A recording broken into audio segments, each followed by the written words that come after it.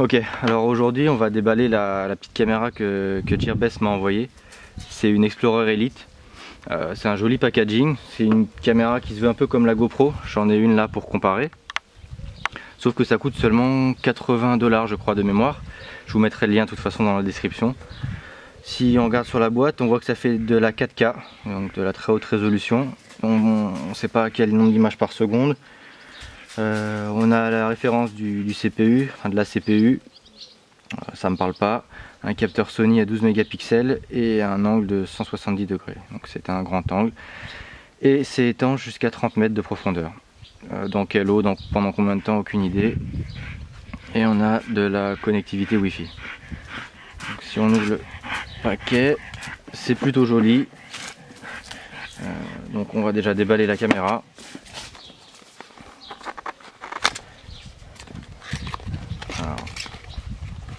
C'est vrai que ça ressemble quand même pas mal à la GoPro.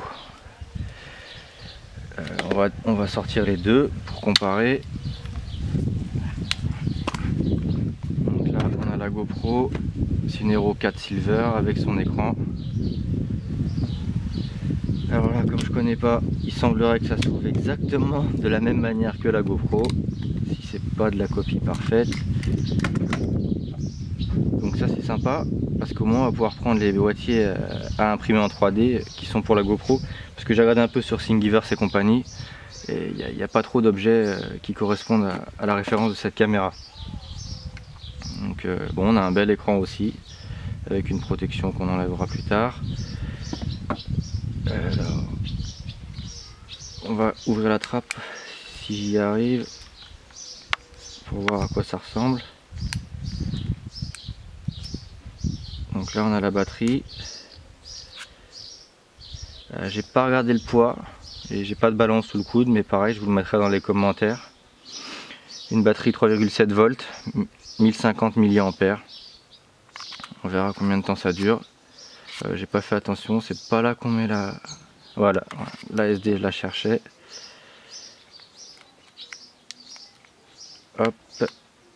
Bon, le système de verrou a pas l'air très solide.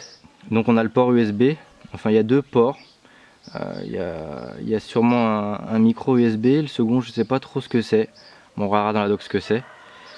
Le port micro SD, il n'est pas protégé, ça peut être gênant pour les usages sportifs, on risque de perdre la carte. Mais ça se corrige assez facilement avec un bout de scotch, ou notamment en mettant dans un boîtier imprimé en 3D où le boîtier est étanche et on ne perd pas la carte. Bon, on va passer aux accessoires.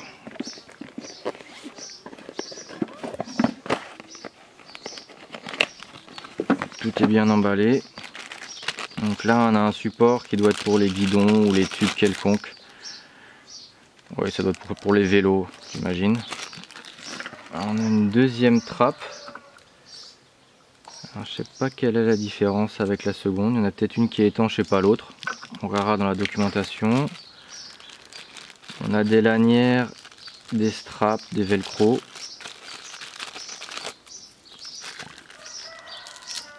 Bon, on a deux petits velcro.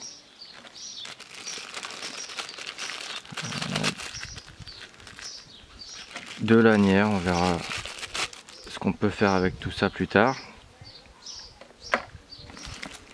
Donc là on a le premier port USB, ça c'est le micro USB si je dis pas de bêtises. Après on a différents accessoires de fixation.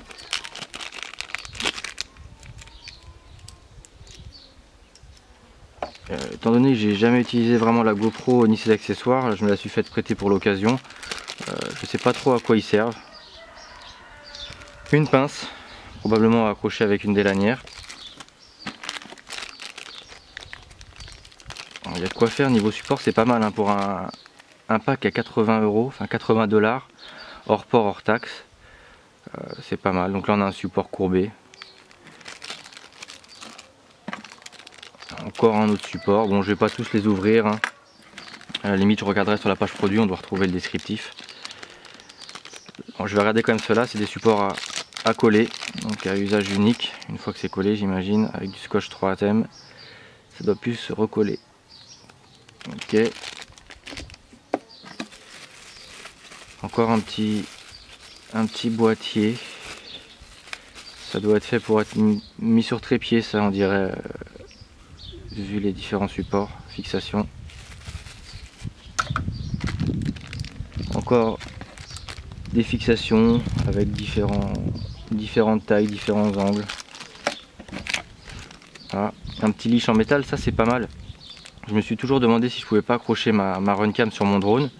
Bah voilà, bon après faut voir si ça vibre pas, faut pas que ça aille se prendre dans les hélices, mais c'est une piste à explorer parce que ça doit être assez solide. Voilà, un bon petit fil en métal. Qu'est-ce qu'on a là-dedans? Ah bah c'est pas mal, des colliers auto-serrants, des colliers Serflex. Une petite lingette pour nettoyer l'optique et l'écran j'imagine. Et un manuel d'utilisation, une carte de garantie. Je vous mettrai dans la description la durée de la garantie parce que je m'en souviens absolument pas. Et là, le manuel en quelle langue?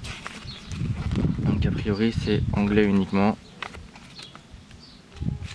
Voilà, il y a un récapitulatif des différents accessoires, enfin récapitulatif photo.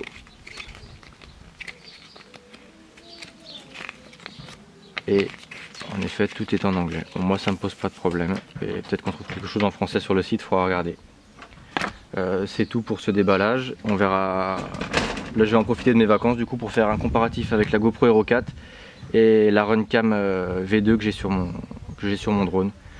Et puis pourquoi pas aussi faire quelques comparatifs avec mon Xperia Z5 qui est censé avoir un capteur pas vilain, qui fait de la 4K lui aussi. Voilà, c'est tout pour aujourd'hui et à suivre dans une prochaine vidéo.